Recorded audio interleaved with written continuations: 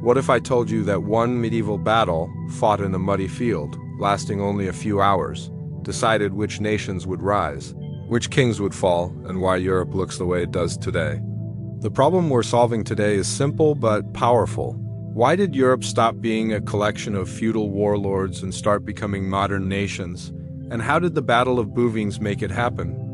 In medieval Europe, wars were common, but world-changing wars were rare. Castles fell, kings fought, treaties broke. Yet Europe remained the same tangled web of feudal loyalties. Until July 27, 1214, on that day near a small village called Bouvines, a single battle quietly rewrote the rules of power. No cities were destroyed. No empires vanished overnight. But when the dust settled, Europe was no longer the same dot. This is not just the story of a battle. It is the story of how medieval chaos gave birth to modern Europe. Before the Battle of Bouvines ever shook the fields of northern France, Europe was not a continent of nations. It was a puzzle with no clear picture, a land where power shifted constantly and stability barely existed. Kings wore crowns, but crowns did not guarantee control. Authority was fragmented, fragile, and often more symbolic than real. To understand why Bouvines mattered, we first have to understand just how unstable Europe was before that summer day in 1214 at this time. Medieval Europe operated under a system that sounds orderly in theory but was chaotic in reality: feudalism. Power was supposed to flow downward from king to noble to knight, but in practice it flowed in every direction at once. Powerful nobles commanded private armies, controlled fortified castles, collected their own taxes, and often ignored royal commands altogether. A king could declare war, but whether anyone followed him depended entirely on loyalty. Fear, or personal gain. France, in particular, was a kingdom only in name. The French king ruled directly over a small royal domain, while vast territories were controlled by dukes and counts who acted like independent rulers. Some of these nobles were wealthier and militarily stronger than the king himself.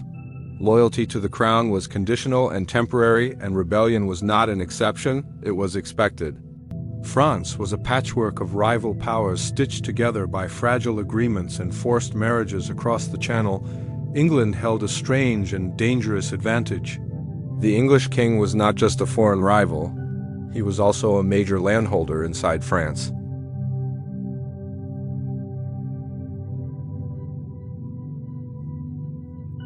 This meant the King of England was technically a vassal to the French king while also being his equal, and often his enemy. This contradiction poisoned politics for generations and made war almost inevitable to the East. The Holy Roman Empire loomed large but lacked true unity. Despite its impressive name, the empire was not a centralized state. It was a loose collection of duchies, bishoprics, and city-states, each fiercely protective of its independence. The emperor relied on negotiation, bribery, and shifting alliances to maintain control.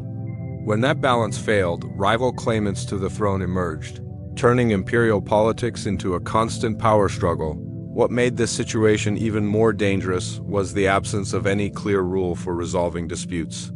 There was no international law, no permanent alliances, no reliable system of diplomacy. Power was tested on the battlefield, and legitimacy was proven through victory. If a king appeared weak, his rivals moved quickly to exploit that weakness. If a noble sensed opportunity, rebellion followed. Europe existed in a permanent state of tension, where peace was temporary and war was familiar. This lack of balance created a continent where no single power could enforce order. Yet every power feared being dominated by another. Alliances were built not on trust but on convenience. Enemies became allies overnight, and allies became enemies just as fast. Every major ruler watched his neighbors closely, waiting for a moment of weakness. One defeat could unravel decades of authority, and one victory could redefine an entire political system by the early 13th century. This unstable system was reaching its breaking point. The contradictions of feudal rule, divided sovereignty, and overlapping claims had piled up for generations. Europe was not heading toward stability, it was drifting toward confrontation. All it needed was a moment when these tensions would collide in a single place, at a single time, between rulers who believed they were fighting for survival. Power and legitimacy, when medieval battles are remembered, they are often reduced to names, dates, and winners. But the Battle of Bouvines was never just about soldiers colliding on a field. Beneath the armor and banners lay a deeper conflict that most people never hear about. This was a battle over legitimacy, authority, and the future structure of European power, and every ruler involved understood that defeat would mean far more than the loss of land by 1214. King Philip II of France was not simply defending his borders.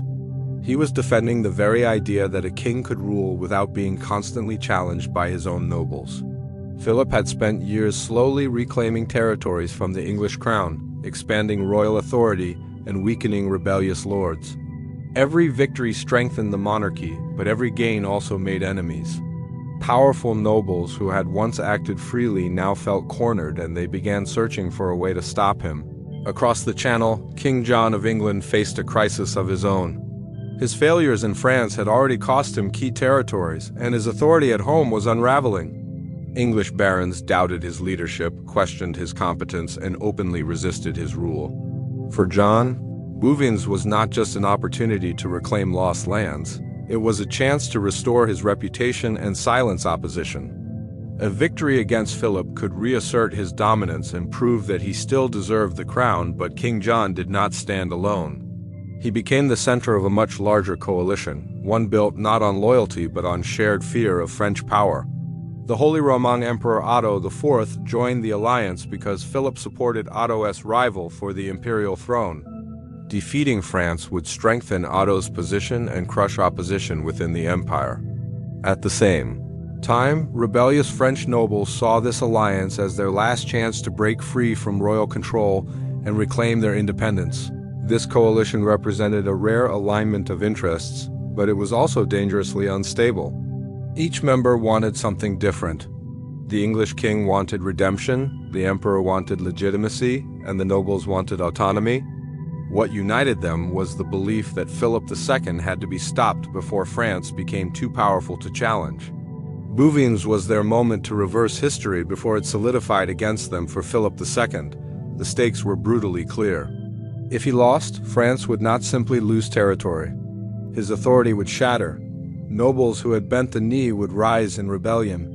Royal reforms would collapse. The idea of a centralized monarchy would be discredited for a generation. Defeat would send a message across Europe that kings who pushed too far could be dragged back into feudal submission. This is why Bouvines mattered long before the first sword was raised. It was a test of whether medieval Europe would remain a landscape of rival warlords or begin shifting towards stronger, centralized rule. Every ruler involved knew that the outcome would echo far beyond the battlefield. Victory would not just decide who ruled land, it would decide how power itself was structured. What makes the stakes even more intense is that none of this was visible to the common soldier. Knights fought for honor, pay, or loyalty, unaware that they were participating in a turning point for an entire continent. Foot soldiers marched without knowing that their survival or death could influence laws, borders, and political traditions that would last for centuries. As armies moved toward Bouvines, Europe held its breath without realizing it. This was not simply another clash in an endless cycle of medieval warfare. It was a confrontation where ambitions collided, where fragile alliances risked everything, and where the future of kingship itself would be tested on a single day. In northern France, most medieval wars dragged on for years, sometimes decades, grinding kingdoms down through sieges, raids, and endless negotiations. Victories were usually slow, uncertain, and incomplete. The Battle of Bouvines was different. What made it extraordinary was not just who fought or why they fought, but how quickly everything was decided. In the space of a single summer afternoon, fortunes built over generations were overturned, and political realities that had seemed permanent suddenly collapsed on July 27, 1214. Both armies approached the fields near Bouvines, believing they understood the risks. The coalition forces opposing France believed they had the advantage in numbers, in cavalry, and in confidence. Their alliance included seasoned imperial troops, rebellious French nobles familiar with the terrain, and English-backed forces driven by desperation and revenge. On paper, this army should have crushed the French king and ended his ambitions forever. Philip II, however, had no luxury of hesitation. Retreat would signal weakness, and weakness in medieval politics was often fatal. Choosing to fight was a gamble, but refusing battle could unravel everything he had built. When the two sides engaged, there was no room for gradual escalation. This was a confrontation where momentum mattered more than careful planning, and where small mistakes could cascade into disaster. The battle unfolded with brutal speed. Heavy cavalry charged, lines collided, and formations broke apart almost immediately. Commanders struggled to control the chaos, and communication became nearly impossible once the fighting began. Unlike later battles guided by disciplined formations, medieval warfare depended heavily on personal leadership and morale. When leaders faltered, entire sections of an army could collapse within minutes. At the center of the fighting, Philip II himself was unhorsed and nearly killed. In another era, this moment alone could have ended the battle. The capture or death of a king often meant instant defeat. But Philip's survival and return to the fight became a rallying point. His presence transformed a moment of crisis into one of resolve, reinforcing loyalty among troops who understood exactly what was at stake. On the opposing side, coordination began to fail. The coalition forces were united by purpose but divided by command. Imperial troops, noble contingents, and allied knights each followed their own leaders, and when pressure mounted, those divisions became weaknesses. Rebel nobles fought fiercely, but their commitment was driven more by personal ambition than collective discipline. As losses mounted, cohesion dissolved. One of the most decisive moments came with the capture of key enemy leaders. In medieval warfare, the fall of a commander was not just symbolic. It was psychologically devastating. Knights fought for honor, ransom, and reputation.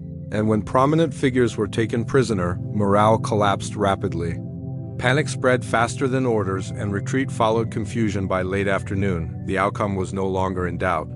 What had begun as a balanced contest turned into a cascading failure for the coalition. Units withdrew, others fled, and resistance crumbled in waves.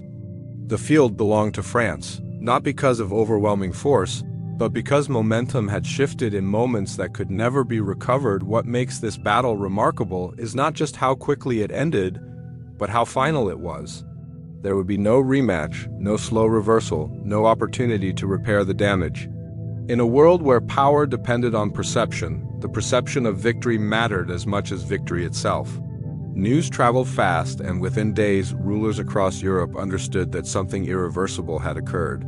The Battle of Bouvines demonstrated a brutal truth about medieval power. Sometimes history does not wait for long wars or drawn-out negotiations. Sometimes it changes in a few violent hours when chance, leadership, and fear align on a single battlefield and decide the fate of nations before the sun has fully set.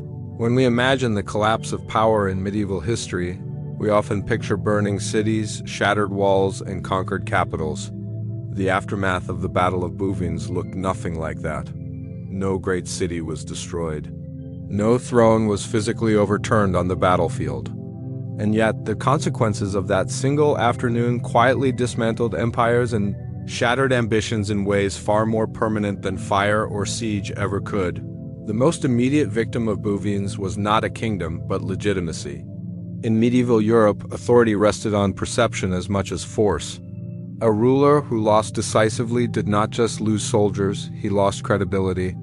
Allies questioned his strength, rivals sensed opportunity, and supporters began to drift away. This invisible erosion of power was exactly what happened to Emperor Otto IV in the days following the battle. Otto had staked his claim to the imperial crown on military success and foreign support. His alliance against France was meant to prove that he was the rightful emperor, capable of defending the empire and leading Europe's most powerful coalition. When that coalition collapsed at Bouvines, Otto's authority collapsed with it. Princes who had backed him began to abandon him, not because he had lost territory, but because he had lost the aura of inevitability that medieval rulers depended on in England. King John's defeat produced consequences just as devastating, though no enemy army crossed his borders. John returned home humiliated, burdened by the cost of a failed campaign and stripped of the last hope of restoring his prestige. English barons who had tolerated his rule now saw weakness confirmed. They no longer feared him, and fear was the foundation of royal authority. The defeat at Bouvines emboldened them to resist openly. setting in motion events that would force the king to accept limits on his power even within France. The effects rippled outward in unexpected ways. Rebel nobles who had opposed Philip II were captured or discredited. Their failure did not simply end a rebellion. It sent a message to every noble in the kingdom. Resistance to the crown was no longer a manageable risk. The balance of power had shifted decisively, and loyalty to the king became a matter of survival rather than choice. What makes this collapse so striking is how little violence was required after the battle itself. There were no prolonged purges, no widespread reprisals, no systematic destruction of rival territories. Power changed hands not through conquest but through acceptance. The political reality created at Bouvines was recognized almost immediately, and resistance faded because it no longer seemed possible to win. This moment reveals a critical truth about medieval politics. Empires did not always fall because they were conquered. They fell because belief in them vanished. Once that belief was gone, armies were harder to raise, alliances harder to maintain, and authority harder to enforce. Bouvines exposed the fragility of systems that relied on personal dominance rather than institutional strength. The battle also demonstrated how interconnected European power had become. A defeat in northern France destabilized the Holy Roman Empire, reshaped English politics, and strengthened the French monarchy all at once. No walls had to fall for this transformation to occur. Influence shifted simply because the outcome of one battle altered how rulers, nobles, and subjects understood who truly held power. In the years that followed, chroniclers struggled to explain how so much had changed without a single city being taken. The answer lay in the psychological impact of the battle. Bouvines redefined what victory and defeat meant in medieval Europe, proving that the most decisive collapses often happen quietly, when authority evaporates and no one is willing to defend it anymore. The world that emerged after the Battle of Bouvines was not immediately recognizable, but its direction was unmistakable. Medieval Europe did not transform overnight, yet the foundations of a new political order had been laid. The old feudal system, built on fragmented authority and personal loyalty, had been exposed as unstable and dangerous. In its place, a slow but irreversible shift toward stronger, more centralized nations began to take hold. In France, the effects were the most dramatic. Philip II's victory did more than secure territory. It validated the idea that the king stood above the nobility. Royal authority was no longer just inherited, it was proven. Nobles who had once acted as independent rulers now understood that opposing the crown carried real consequences. Loyalty ceased to be optional, and obedience became the safer path. This psychological shift allowed the French monarchy to expand its administrative reach, enforce laws more consistently, and collect revenue with greater authority. What made this transformation powerful was that it did not rely solely on force. After Bouvines, the French king was seen as the natural center of political life. Justice, taxation, and military service increasingly flowed through the crown rather than through feudal intermediaries. This marked the beginning of a system where institutions mattered more than personal allegiance. A key step in the creation of a modern state in England, defeat triggered a different but equally significant evolution. King John's failure shattered the illusion of absolute royal authority. English nobles, emboldened by his weakness, demanded formal guarantees to protect their rights. The result was not chaos but negotiation. Power was no longer assumed to be unlimited simply because it wore a crown. This shift led to the emergence of constitutional principles that would define English governance for centuries. Proving that even defeat could reshape a nation's future, the Holy Roman Empire moved in the opposite direction. Instead of consolidating power, it fractured further. The emperor's weakened position allowed regional princes to strengthen their autonomy, delaying centralization for generations. This divergence shaped the political identity of Central Europe, creating a landscape of independent states rather than a unified nation. Bouvines did not just build nations, it determined which regions would remain divided. What ties these outcomes together is the decline of feudal chaos as the dominant system. Feudalism depended on constant negotiation, personal loyalty, and military intimidation. After Bouvines, these mechanisms began to fail under the pressure of expanding royal authority and emerging legal frameworks. Kings who could command loyalty across entire territories gained an advantage over those who relied on fragmented noble support. The battle also changed how people understood political belonging. Subjects increasingly identified with a kingdom rather than a lord. Loyalty to a crown began to outweigh loyalty to a castle. This subtle change in identity was crucial. Nations are not created by borders alone. They are created by shared allegiance, and Bouvines accelerated that process. Over time, this shift influenced everything from taxation to military organization. Standing armies replaced temporary feudal levies. Written laws replaced customary obligations. Central authority replaced regional dominance. None of these changes were immediate, but all of them traced their momentum back to the political shockwave unleashed in 1214. The Battle of Bouvines did not end feudalism in a single blow, but it revealed its limits and pointed Europe toward a new model of power, one where strong nations emerged not from endless conflict, but from the consolidation of authority under rulers capable of enforcing order across an entire realm. At first glance, the Battle of Bouvines feels distant, buried beneath centuries of history and overshadowed by later revolutions, empires, and world wars. The structures of power, the idea of the nation-state, and even the limits placed on rulers can be traced back to the consequences of that single medieval afternoon.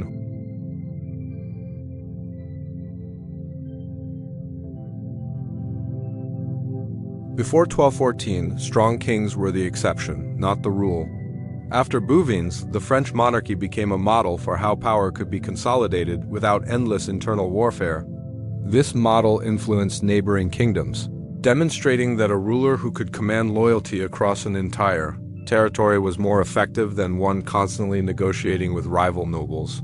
Modern France, with its tradition of strong central government, owes part of its political DNA to this moment. Administrative systems, national identity, and the idea that the state exists above regional power all gain momentum after Philip II's victory. Even centuries later, echoes of this shift can be seen in how France understands authority, law, and national unity. In England, the impact was just as profound but took a different form. The defeat at Bouvines accelerated a confrontation between the king and his nobles that reshaped governance itself. The resulting limits on royal power planted the seeds of constitutional rule. Concepts such as legal accountability, negotiated authority, and the idea that even a king must answer to the law became defining features of English political culture. These ideas would later influence democratic systems across the world. Central Europe followed another path entirely. The Holy Roman Empire's failure to assert centralized control after Bouvines reinforced regional autonomy. This fragmentation shaped German political history for centuries, delaying unification and fostering a tradition of strong local governance. Even today, federal structures and regional identities in Germany reflect a historical resistance to centralized imperial authority. That can be traced back to this period. Bouvines also changed how Europe understood war itself. It demonstrated that decisive political change did not require total destruction. A single battle, if it struck at legitimacy, could reshape an entire system. This lesson influenced medieval and early modern rulers, who increasingly sought symbolic victories that undermined their rivals' authority rather than endless campaigns of conquest. Perhaps the most important legacy lies in how identity evolved. After Bouvines, people increasingly thought of themselves as belonging to a kingdom, not just to a lord or a region. This shift laid the groundwork for nationalism, a force that would later define Europe's history. The emotional connection between ruler, land, and people did not emerge suddenly, but Bouvines accelerated its development. Even the idea of political consequences without territorial loss resonates in the modern world. Governments today can fall without invasion. Leaders can lose authority without losing office, and legitimacy can evaporate overnight. These dynamics, so familiar in contemporary politics, mirror the invisible collapse of power that followed Bouvines. When modern Europe debates sovereignty, governance, and the balance between central authority and regional autonomy, it is unknowingly echoing questions first answered on a medieval battlefield. The Battle of Bouvines reminds us that history's most powerful forces are often set in motion quietly, shaping centuries to come without ever announcing their arrival. As the dust settled on the fields of Bouvines, no one watching that medieval battlefield could have fully understood what had just been set in motion. There were no burning capitals, no fallen empires carved into stone, no dramatic declarations announcing a new age. And yet, Europe had crossed a line it could never return from. One battle, fought in a single afternoon, had quietly rewritten the rules of power. Bouvines was not about tactics alone, nor was it simply a clash between rival kings. It was a turning point where legitimacy defeated numbers, where authority outlasted force, and where the future began to favor systems over individuals. From that moment forward, the medieval world started to transform. Kings learned that power had to be consolidated, nobles discovered that rebellion carried real consequences, and societies began to organize around crowns rather than castles. The shockwaves of Bouvines traveled far beyond France. In England, defeat forced limits on royal authority and planted the earliest seeds of constitutional rule. In Central Europe, fragmentation hardened into tradition, shaping political identities for centuries. In France, victory laid the foundation for one of Europe's strongest centralized states. Each path was different, yet all trace back to the same moment in 1214. What makes the Battle of Bouvines truly remarkable is that its legacy is still alive. Every debate over sovereignty, every struggle between central power and regional identity, and every question about the limits of leadership echoes the outcome of that day. History often teaches us that change comes slowly, but Bouvines reminds us that sometimes the world shifts in silence, in a matter of hours, and carries those consequences for generations. The Battle of Bouvines was not just a medieval war that changed Europe. It was the moment Europe began to understand what it meant to be ruled, what it meant to belong, and what it meant for power to endure beyond the battlefield.